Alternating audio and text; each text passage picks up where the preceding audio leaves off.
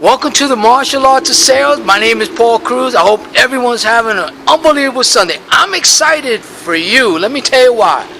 I know some of you are having problems dealing with objections. No need to worry. I have the poison pill and the solution for your problem. Now, there's typically 5 objections that you run into in what I call the opening of the phone call. For example, not interested. How much does it cost? I have too many customers. I get too many phone calls and I'm too busy. You heard of that before, right? But I'm here to tell you that I have the most powerful rebuttals that'll diffuse all of that. Matter of fact, you may only need one rebuttal and it diffuses all 5 of them.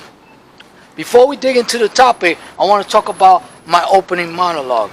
This is a 3-part series on how to deal with objections effectively and very powerfully so that you can convert more leads into sales. There's 3 parts to it. The first part is how to deal with objections in the opening of the call.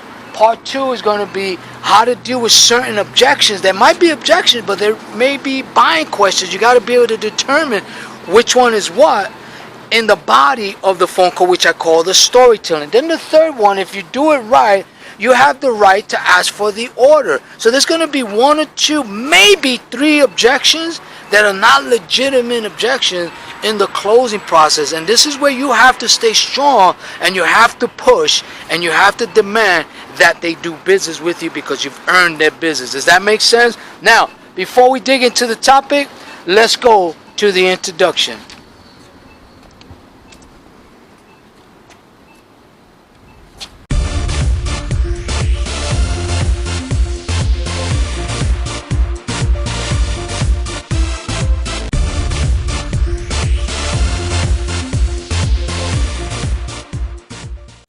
Welcome to the Martial Arts of Sales. This is part 1 of a 3-part series on how to deal with objections on 3 parts of the phone call, from the opening to the body to the close. Before we dig into the topic and peel the onion and get to the meat and potatoes, if you're watching this on YouTube, hit the subscription button below. If you like the video, smash the like button and do me a big favor. Give me a thumbs up if you like the video and share it with others. Now, what we're going to talk about is not interested. I'm sure all of you have heard somebody's not interested. What does that really mean? Let me tell you what it really means. They're going to say that because they want to get you off the phone. But not interested means this. Why should they listen to you versus the other people that call them? Excuse me. Because how can you not be interested in something you don't even know about yet? Does that make sense? So you, as a salesperson, you have to really understand the prospect's mindset, what they're feeling at that moment. Because consider, they get bombarded with phone calls, and a lot of time their times are wasted because people that call them don't really know what they're talking about. Does that make sense? So how do you handle not interested? Well, one of the ways I do it before they even get to not interested is I have a rebuttal that I've been doing for over 30 years and it works to perfection. The first thing I do the minute I get them on the phone, it says, I'll be brief and to the point, I know you're busy. That puts their guards down. And then I follow with, do you get a lot of these phone calls? You're addressing what's in their mind, but they haven't told you that yet.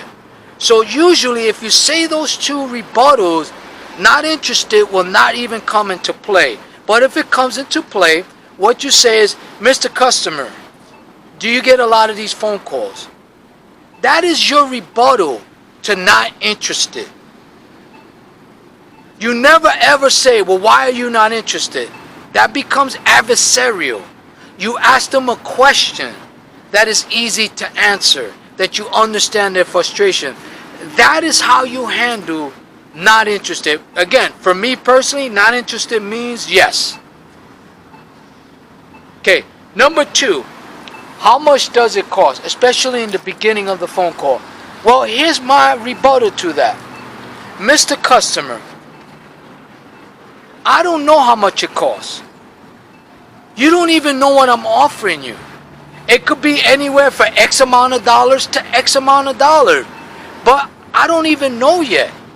And you don't even know what I'm offering you, right, Mr. Customer? Now, that sounds harsh, but you got to be very strong in the beginning because you got 3 to 5 seconds to earn their trust, right? So you got to diffuse that right away because you're taking away their ammunition. So how much does it cost? There's nothing wrong people asking you that, but in the beginning, when you're just starting a dialogue and you haven't even gotten to your presentation, why are they asking you how much it costs when they don't even know what you're offering them? Does that make sense? Okay, now number 3 is too many customers. Now, that could be a legitimate objection, but here's what I do. When someone tells me that they have too many customers, my immediate response is, I understand and respect that. But let me ask you this question. If I brought to you 10 customers right now that meet your criteria, that could write a check, that clears, and they're ready to do business with you, are you going to turn them away? Maybe 1 out of 10 people that I know and that I've spoken with will say no, that they won't take them because they really are backed up. The second rebuttal to that is, Mr. Customer, you say you have too many customers. How backed up are you as far as taking on new customers? And let them give you a time frame, whether it's 30 days, 60 days, 90 days. It doesn't matter. All I do is I say, great, because my process takes about 45 to 60 days. It'll take about 90 days. So whatever they tell you, you turn it around into a positive scenario. Because at the end of the day, the reason why people on social media and they're advertising and they're running radio and they're marketing is because they want more customers, right? Does that make sense? Never fall for that trap. Well, let me ask you this question. You on the other side watching this video, would you take on more customers? No matter how busy you are? Of course you would. Of course I would. Never allow them to have you shoot yourself in the foot. Okay, number 4. Too many phone calls. That is a legitimate objection. Because sometimes these guys get a lot of phone calls, and guess what? Most of those phone calls are from non-professional people. That's why you have to stand out. That's why I said the way you handle too many phone calls is this. Listen, you get a lot of these phone calls, right? I understand and respect that. Matter of fact, I get them myself. And I'm in the business. You make it fun, you make it personal, and that you understand them. Here's the other thing to deal with that is, Mr. Customer, you are a business owner like me. You are a customer like me. And I'm here to help you get other customers that need your services. Do you see the communication there? Do you see how I put myself in his shoes or her shoes?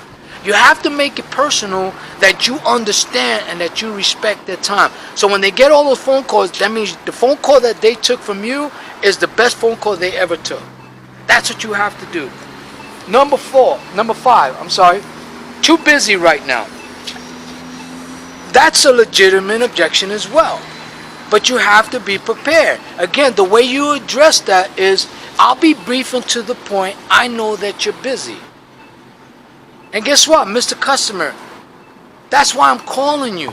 Because when I want something done and I want to get good customers to you, is I need somebody that's busy because they're going to make things work out. Does that make sense? And then the last one is, call me back next week.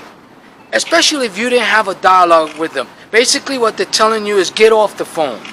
Never allow that to happen. I will call you back next week, Mr. Customer. When would be a good day and good time? Okay, now they give you a date and a time. Chances are it's not a real time and it's not a real date. But then what they did is you put their guards down. Now you say, can I ask you a question? If I could show you a way to generate more traffic, or I could show you a way to get more customers, would you be interested in that? Now what you did is you asked them a curiosity question, you got them back on the track, and now that call for next week is irrelevant. You just shred the paper and throw it away. That's how you deal with that. But here's the thing is, how you say the rebuttals and the demeanor you say it, and the way it comes across is what's going to either diffuse the objection or they're going to truly hang up on you. Does that make sense? So, I hope this has been helpful. I want to thank you again for being part of the martial arts of sales. Again, if you're watching this on YouTube, hit the subscription button below. If you like the video, give me a thumbs up. And also share the video with others. Till we speak again, I say goodbye for now. This is Paul Cruz, with the martial arts of sales. Have a very successful day. Bye for now.